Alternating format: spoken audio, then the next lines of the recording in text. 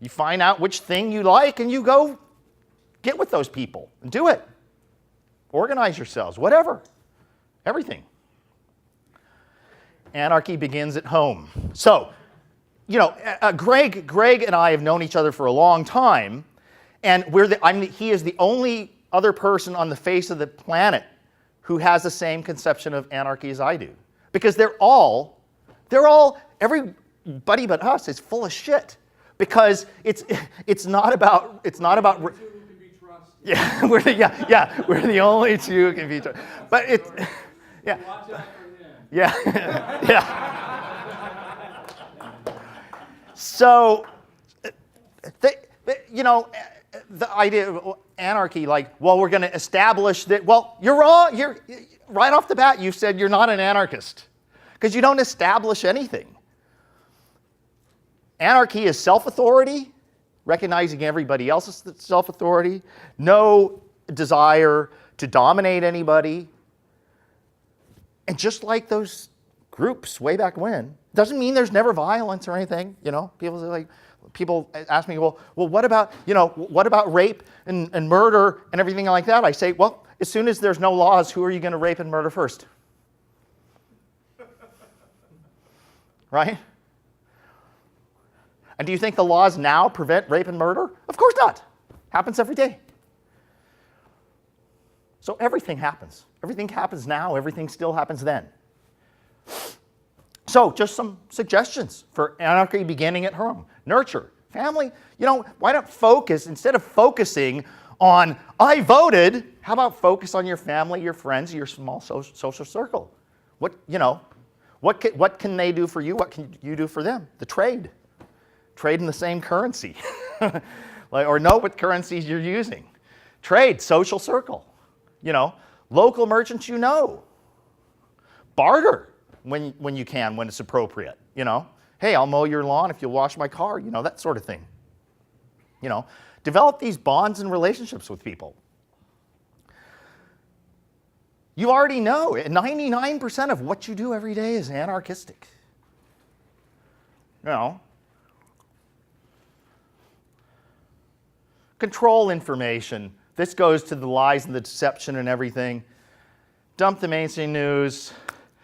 Important news will find its way to you, believe it or not. You know, there's a big tsunami or hurricane, you're going to hear about it. You know, you don't need to be glued to the news. I quit watching the cable news channels about 5 years ago. I've not watched one single minute in 5 years. One of the best things I ever did in my life. Just don't give a fuck.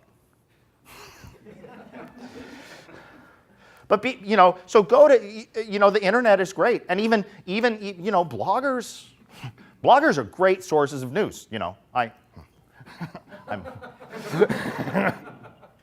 they're authoritative too. But be critical and skeptical. Pay no more attention to it than required to ridicule and laugh at it, like an hour-long presentation in Austin, Texas, for example. I never vote. We already went into that. Passion. Do something you love instead. Don't quit letting them antagonize you against other people's ideas and whatnot. And turn it into an income stream if you can. Do something you love, turn it into an income stream. You know, be entrepreneurial.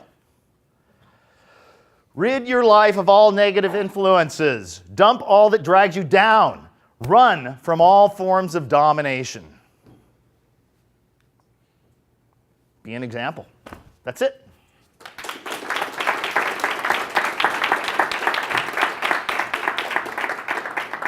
Two questions. So, eeny, meeny, miny, mo. Anybody?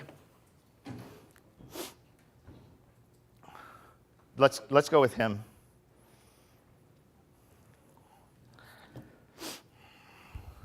My question, I suppose, is something I'm very, very curious about. Is these authoritative structures? Do you feel that's a natural process that's just happened because people sort of, for survival, they go, all right, I'll choose that authoritative and be masses? Or that just really confused me how they got there in the first place. Well, do you know how governments actually got started? Very first place, 10 to 14,000 years ago.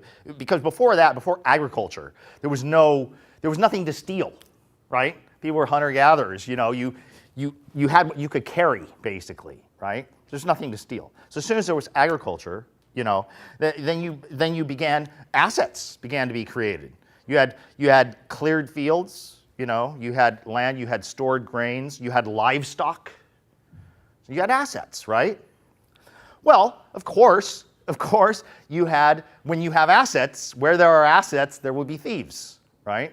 So you had with the domestication of horses and everything, you had, or not even on horse, you would have, you know, marauders who would come by and basically steal from these villages, right? Steal what they had built up. But it's disorganized because there was no communication, right? So the problem was eventually, you know, a band of marauders would ride, you know, 7 days to go hit this village that they knew of, only to find out they would just hit a few days ago. There's nothing left to steal, right? So they have a brilliant idea. Why don't we just stay here and we'll protect it from other marauders and we'll just steal from it regularly? That is government. That's how it started. Thieves. Thank you for saying that. That it started as thieves, right? And of course, for thieves, because here's the thing. You know, the government, really by definition, is simply an agency that gets to do stuff that you as an individual can't, right? Because if they couldn't do any more than any individual could do, then they'd just be another individual. Or a club or something, right? So me as a human being, should I go be president and I can do whatever the fuck I want? What's that? If I go be president, then can I do whatever the fuck I want? Well, I think pretty much. Do you think that's the conscious... Well, no. I think what thieves do is highly sophisticated thieves, right? It's like a protection racket. You know, everybody knows that when Guido and Larry show up at the little mom and pop, that they're stealing, right? But you know, it's like, well, you know, we need to protect you from, you know, your place being firebombed or something like that. You know, so that's a... You could call it a form of husbandry of humans. Right. Like animal husbandry, managing Yeah. the herd. You don't Right. slaughter the whole herd all at once. You slaughter enough meat for tonight, and then Right. that way the rest of the herd survives so you can eat again next year. Yep. And they're just treating you as domesticated animals and slaughtering you one by one. The people in power, do they think they're doing right though? Do they think they Well, that's part of the whole that's part of the whole that's part of the whole general deception. I mean, a thief, he doesn't, you know, the U.S. government or any government for that matter doesn't come out and say taxes are theft. It's legally it's defined as a legal taking. What's the fucking difference? All right, one more question. Okay. So I want to talk about your stance on voting, right? You say that people shouldn't vote because you don't want to... Oh, I don't tell people what they should and shouldn't do, just like Greg. I say I don't. You don't vote, okay. Right. Why? I mean, I guess I don't understand how you can talk about anarchy and yet also also not participate in voting, because you're almost preaching anarchy and not practicing in government. You see what I'm saying? but voting in a democracy has nothing to do with anarchy. It's a complete night and day, oranges and apples sort of thing. Voting in America or any other democracy state is very simple. It's very simple. It's about one mob imposing upon a smaller mob. That's all it is.